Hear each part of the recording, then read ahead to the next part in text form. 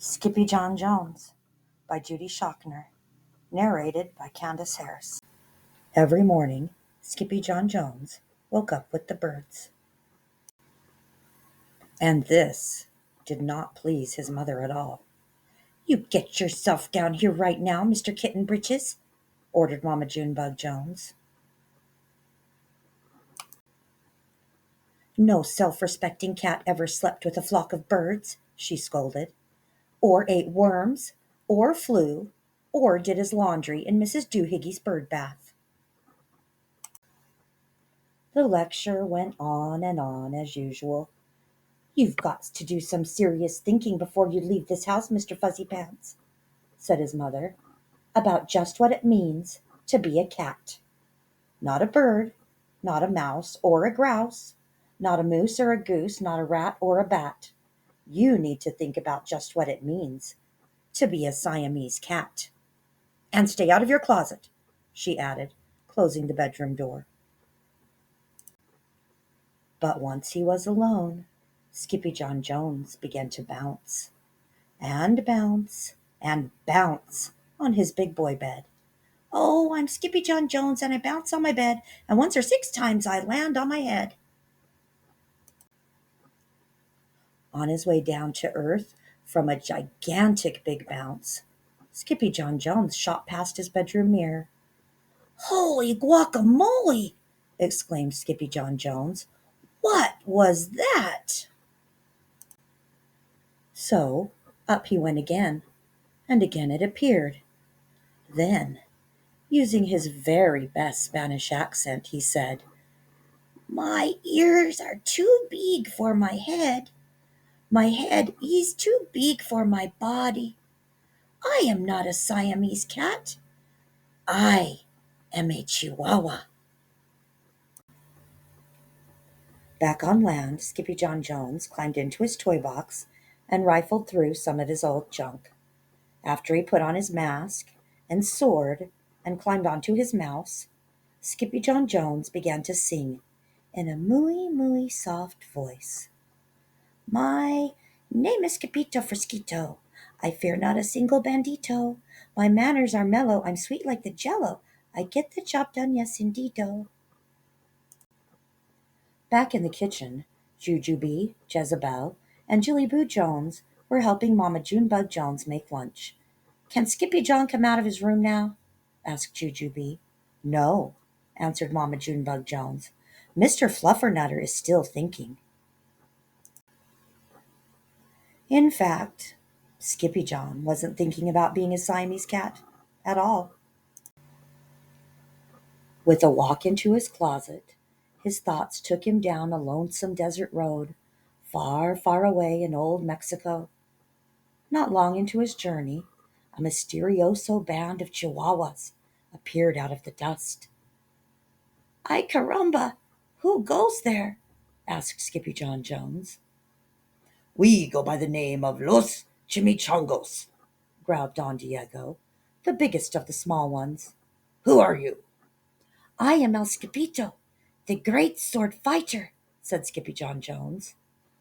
Then the smallest of the small ones spoke up. "Why the mosquito, dude?" asked Poquito Tito. "I go incognito," said Skipito. "Do you like rice and beans?" asked Pontalito. "See, I love mice and beans," said Skipito. "He might be the dog of our dreams," whispered Rosalita. "Perhaps," said Tia Mia, "if he knows the secret password." Leaning toward Don Diego, El Skipito half sneezed, half spoke the secret password into the Chihuahua's very large ear. "Ah, chupichu!" "Bless you," said Don Diego. "Gracias," said Skipito. "Then it is true," decreed Don Diego. "Yip yippee yippito! It's the end of Alfredo Bezito. Skipito is here. We have nothing to fear. Adios to the bad bumblebeeto."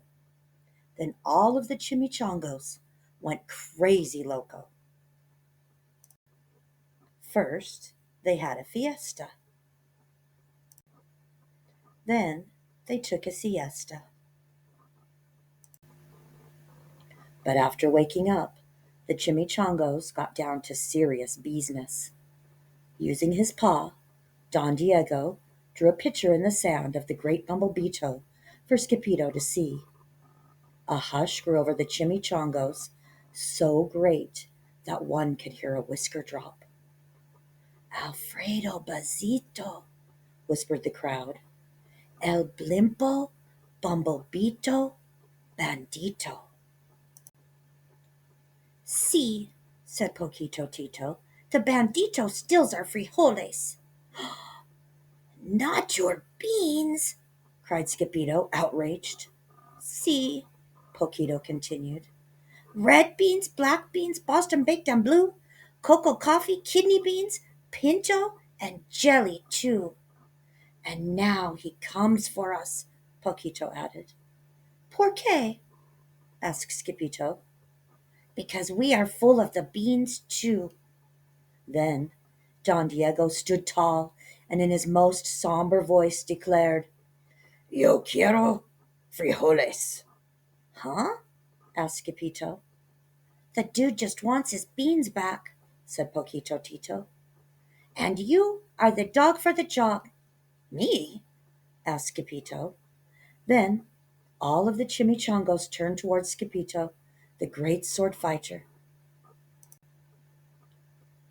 But poor Scipito had no time for a plan, because in the blink of an eye, a gigantic shadow darkened the landscape. The chimichangos scattered in all directions. Vamos, Scipito, or it is you the bandito will eato, they cried.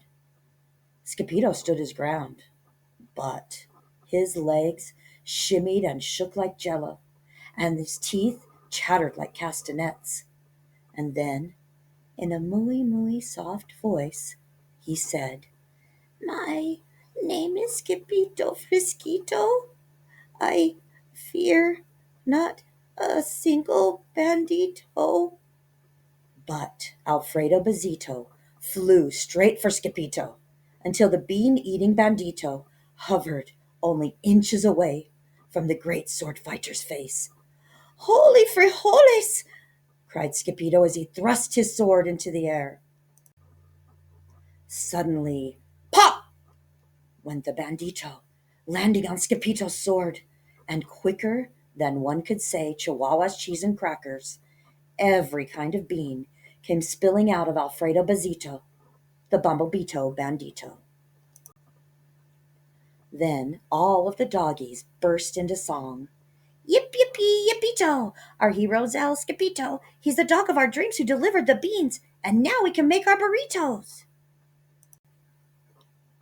But back at home, there was such a ruckus coming from Skippyjon's room that Mama Junebug Jones and the girls just had to find out what was going on. They raced down the hall to the kitty boy's room. Benguito, Crashito, Papito, Skippito! Just in time to see Skippyjon's closet exploding.